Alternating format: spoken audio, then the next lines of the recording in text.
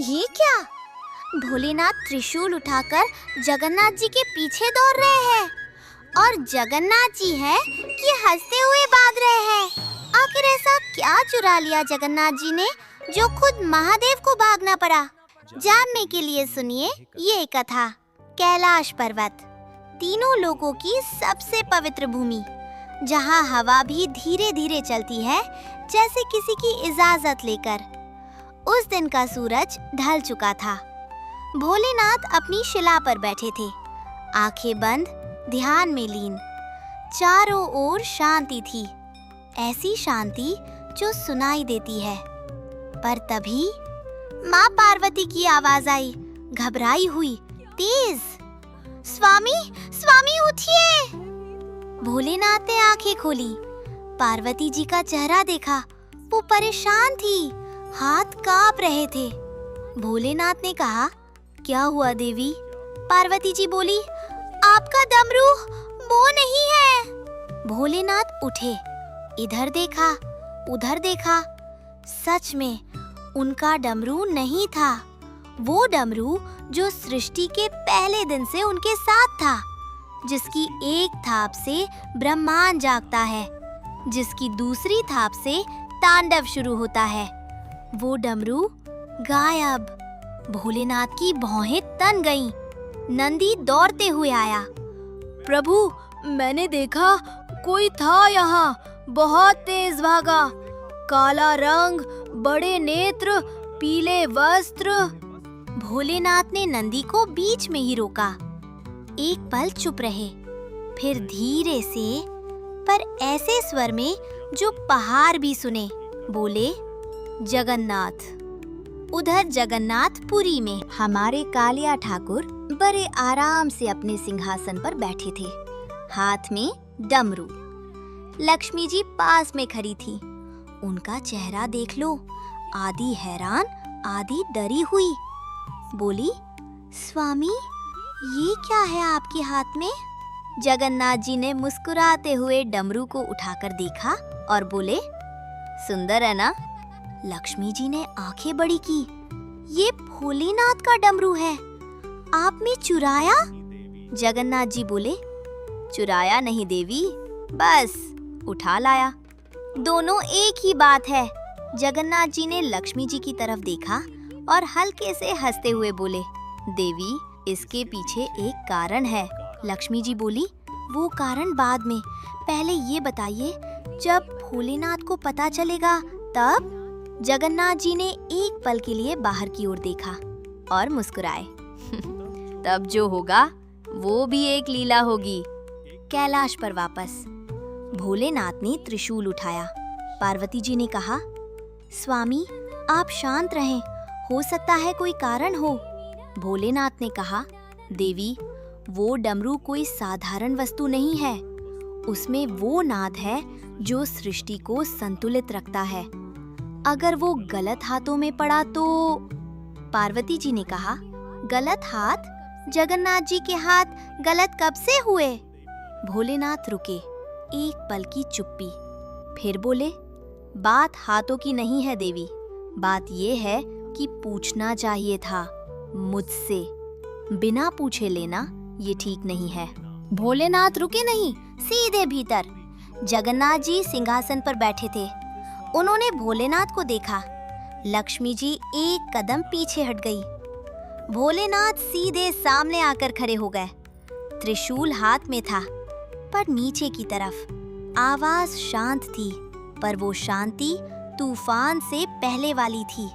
बोले, जगन्नाथ। जगन्नाथ जी ने कहा, भोले, आ गए? बैठो। बैठने नहीं आया तो? मेरा डमरू। जगन्नाथ जी ने एक पल के लिए भोलेनाथ की आंखों में देखा, फिर धीरे से डमरू उठाया और अपने पास ही रख लिया।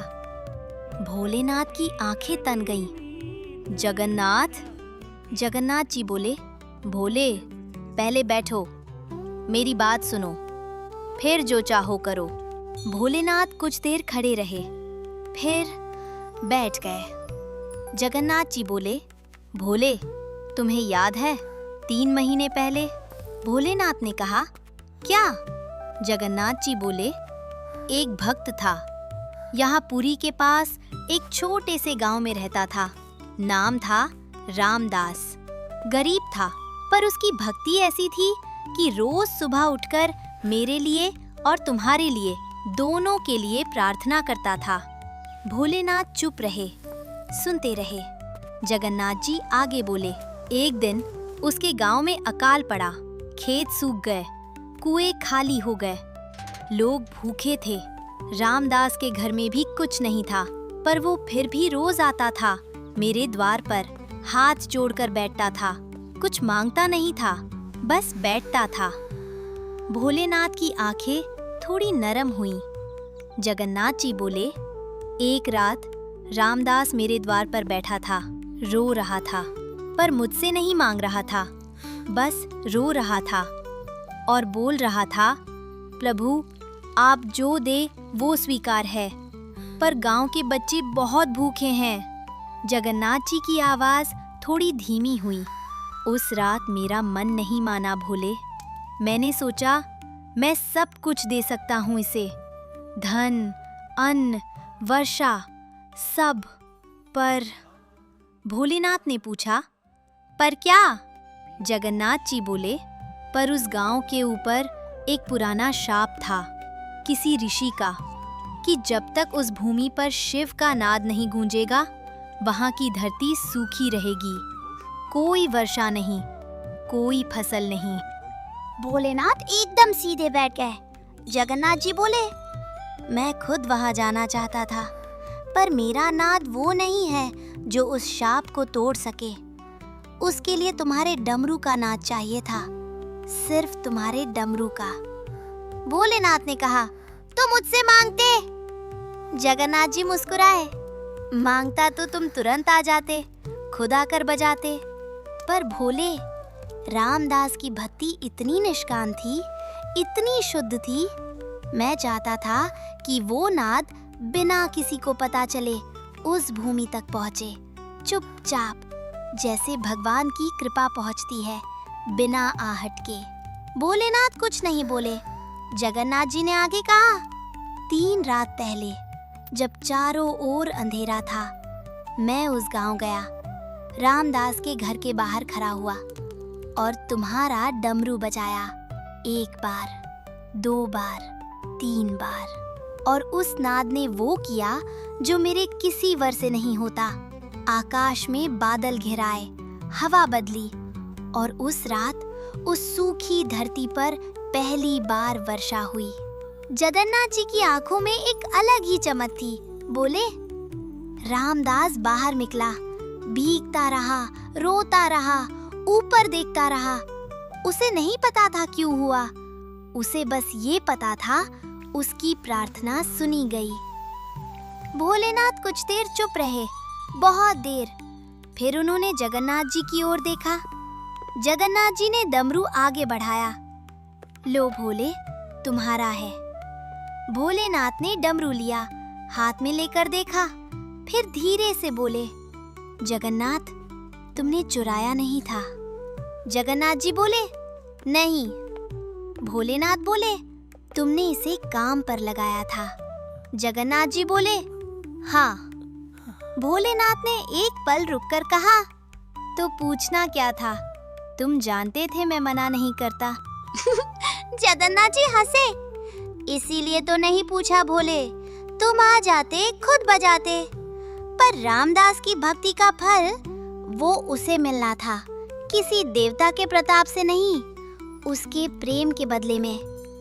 भोलेनाथ की आंखें भर आई। बोले, जगन्नाथ तुम। जगन्नाथ जी बोले, और एक बात भोले। क्या? मैं जानता था तुम आओगे, गुस्से में, त्रिशूल लेकर, और तब मैं तुम्हें ये सब बताऊंगा। भोलेनाथ ने आंखें पोंछी और बोले, मतलब ये सब तुमने सोचकर किया था? जगन्नाथ जी ने मुस्कुराते हुए कहा, मैं जगन्नाथ हूँ भोले, जगत का नाथ, सब सोचकर करता हूँ। भोलेनाथ ने एक पल देखा, फिर ठहाका लगाया, पूरे श्री मंदिर में उनकी हंसी गूंजी। बोले, जगन्नाथ एक बात बताओ। बताओ। अगली बार पूछ लेना, नहीं तो मैं सच में त्रिशूल चला दूंगा। जगन्नाथ जी ने हंसते हुए कहा, और अगली बार भी नहीं पूछूंगा भोले, क्योंकि तुम आओगे, और जब तुम आओगे तो जो होगा वो देखने लायक होगा। भोलेनाथ फिर हंसे। उस दिन कैलाश से पुरी तक दोनों की हंसी गूंजती रही। और उस छोटे से गांव में रामदास अपने खेत में खड़ा था। धरती गीली थी, बीज बो रहा था और आंखें आसमान की तरफ थीं, कृतज्ञता से भरी। उसे नहीं पता था कि उसकी एक रात की आंसू भरी प्रार्थना दो भगवानों के बीच एक लीला बन गई थी। तो बोलिए, जो भगवान अपने भक्त के लिए किसी और भगवान का डमरू चुरा ले, ऐसे जगन्नाथ जी और कहाँ मिलेंगे?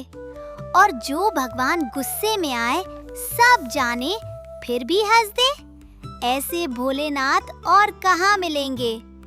यही है इस सृष्टि का सबसे बड़ा सत्य। भगवान नियमों से नहीं, प्रेम से चलते हैं। अगर ये कथा आपके दिल को छू गई हो तो अभी कमेंट्स में लिखिए, हर हर महादेव, जय जगन्नाथ।